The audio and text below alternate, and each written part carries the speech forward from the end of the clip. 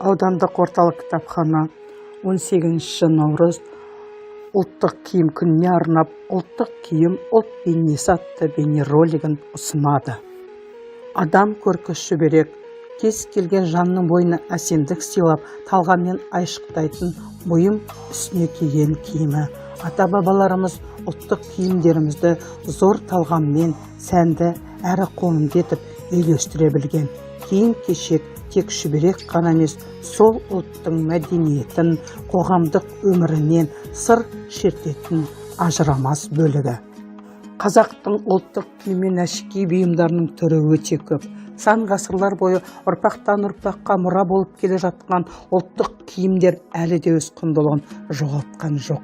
Қазақтың көне ұлттық киімдеріндегі ою-өрнекті сақтай отырып, қазіргі уақытқа ыңғайланған сан алуан киімдер мен әшекейлерді гардеробымыздан кездестіруге болады.